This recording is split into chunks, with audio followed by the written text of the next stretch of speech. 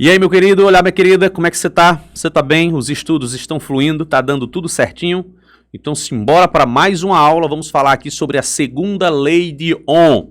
Sem mais enrolação, vamos direto para o conteúdo. Eu quero que você dê uma olhada nessa imagem. Essa imagem é para você considerar a existência de dois condutores, quase que eu não falo agora. Dois condutores cuja única diferença que há entre eles é o comprimento.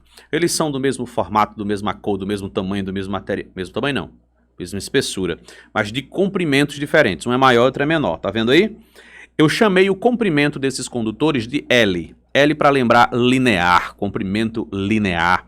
Então, comprimento 1 no primeiro caso, comprimento 2 no segundo caso. Na parte de baixo nós temos uma DDP. Essas duas barrinhas que você está vendo aí, uma maior e outra menor, representa a DDP. Como é que fica aqui então a corrente elétrica, professor? É assim, ó, a corrente elétrica vai passar por aqui. Lembrando que a corrente elétrica que a gente desenha sai do polo de maior potencial. Então ela vai sair por esse lado. Ela vai subir aqui, ó. Depois ela vai passar aqui pelo material. E ela vai seguir aqui do outro lado, certo? Pronto.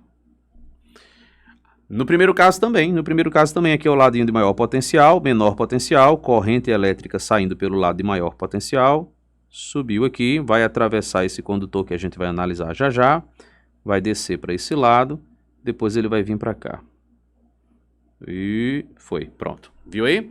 Então isso aí é o comportamento da corrente. Essa seta está me incomodando, que ela está muito torta, deixa eu ajeitá-la aqui um pouquinho.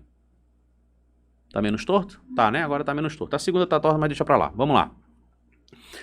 O carinha chamado Ohm, né, o alemãozinho lá, ele fez uma análise sobre isso aqui. Ele fez alguns testes colocando resistores de tamanhos diferentes, submetidos a uma mesma DDP. Então ele chegou lá, botou, por exemplo, 100 volts.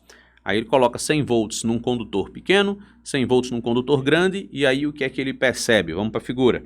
Ele vai perceber que a resistência desse material aqui, ó, a resistência não é a DDP, deixa eu voltar aqui, não é a DDP sobre a intensidade da corrente.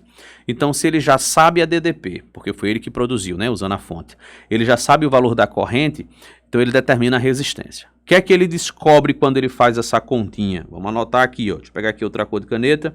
Ele percebe que na resistência número 1, no caso número 1, comparado com o comprimento 1, houve uma resistência diferente, ou seja, a resistência foi afetada pelo tamanho do resistor. Afetado de que forma? É só você usar a lógica.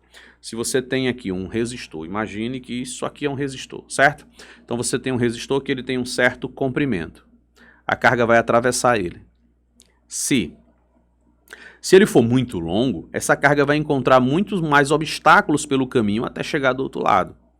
Ela vai encontrar pelo caminho muito mais resistência à passagem da corrente.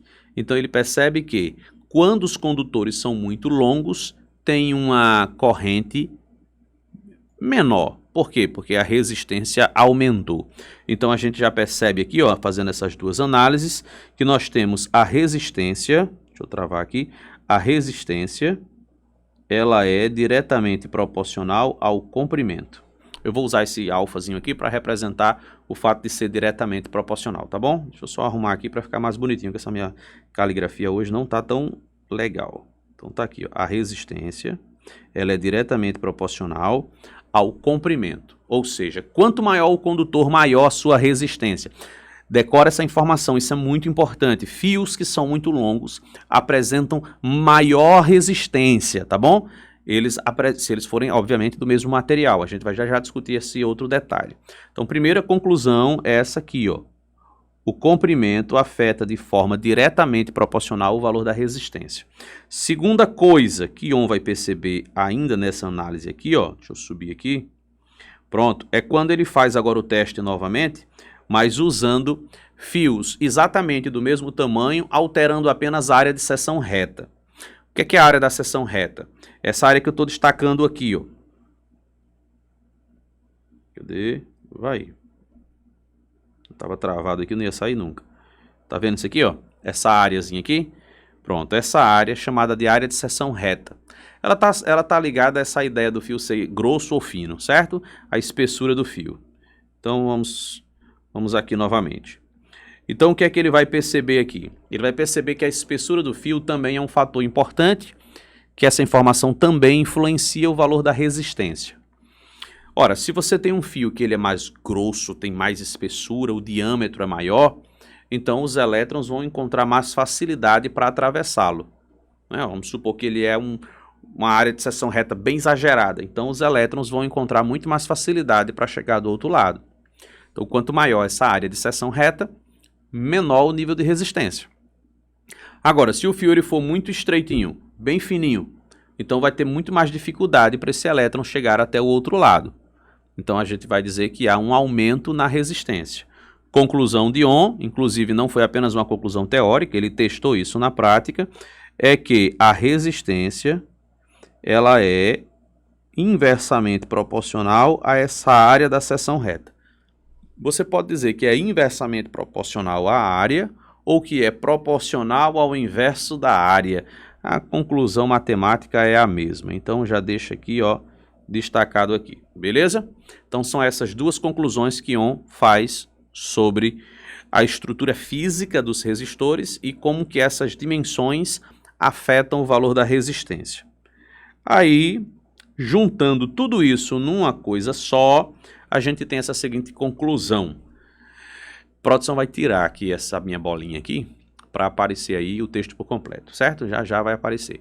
A resistência elétrica de um condutor é diretamente proporcional ao seu comprimento e inversamente proporcional à sua área de seção reta. Então, olha, eu juntei as duas informações que a gente tinha discutido em uma frase só.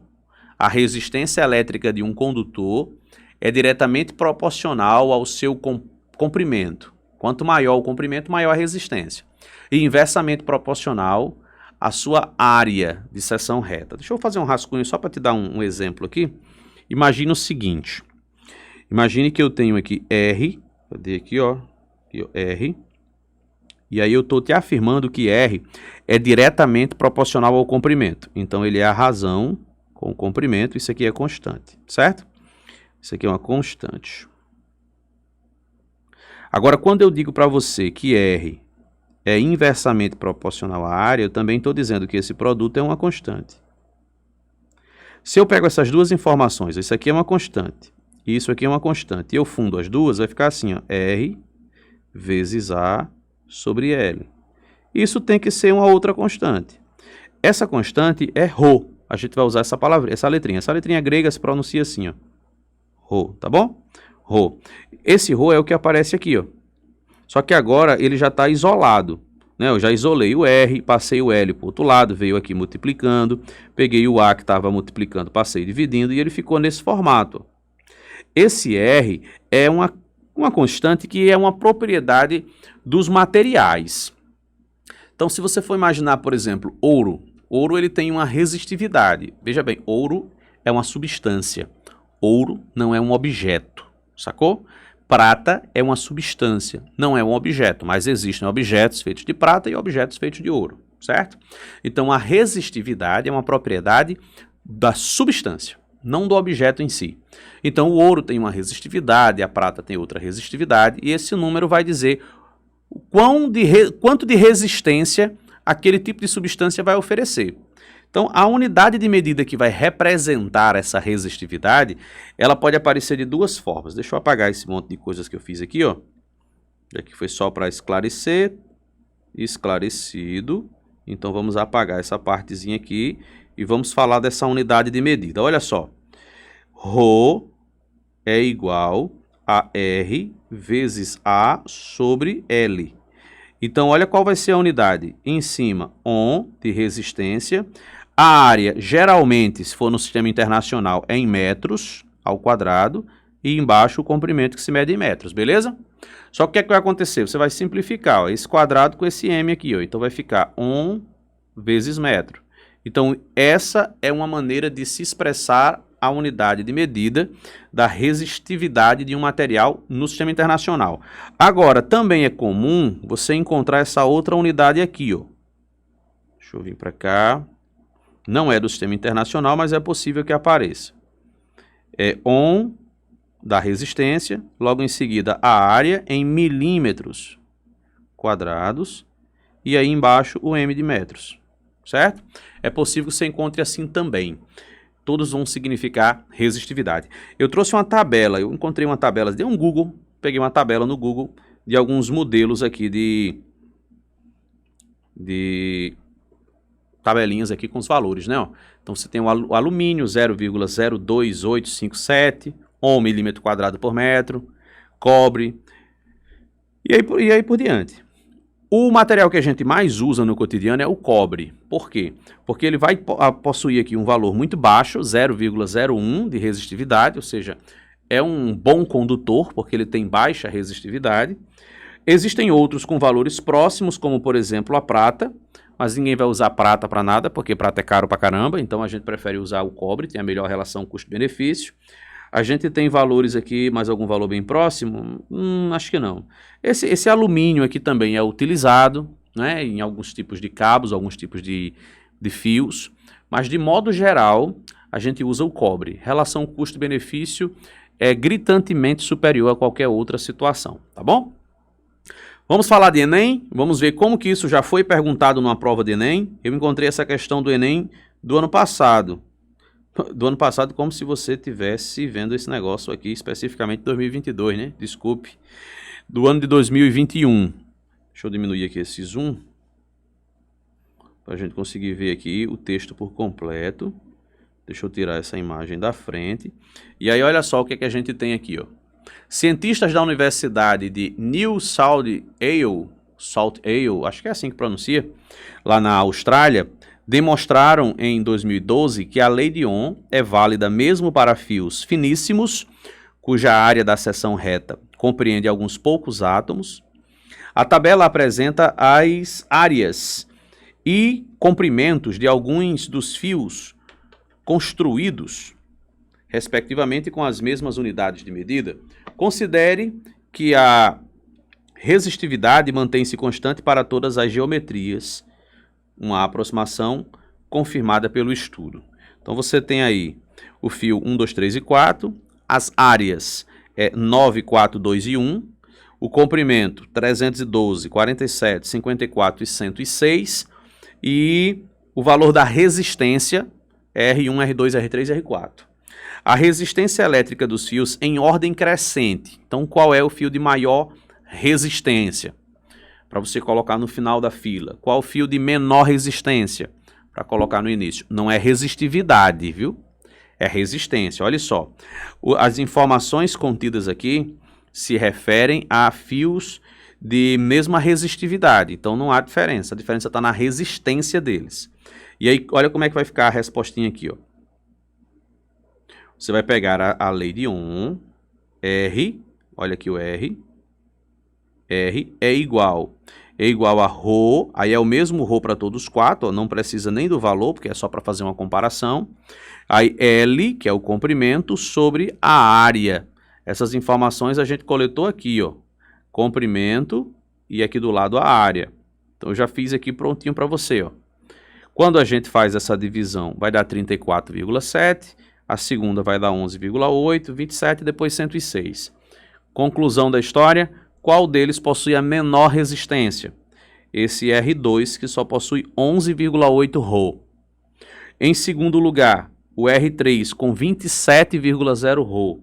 Depois o R1 e por último o R4. Então olha só, uma questão dessa não é uma questão difícil de ser executada, mas para muita gente fica difícil na hora da prova se eventualmente esse candidato ele não se recordar das leis de Ohm. São duas leis, tá bom?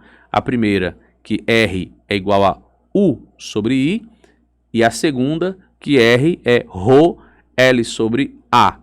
Fique esperto nessas duas leis, elas se complementam, tá bom? Cheiro para você, um forte abraço, bons estudos e até a nossa próxima aula, o nosso próximo encontro. Tchau!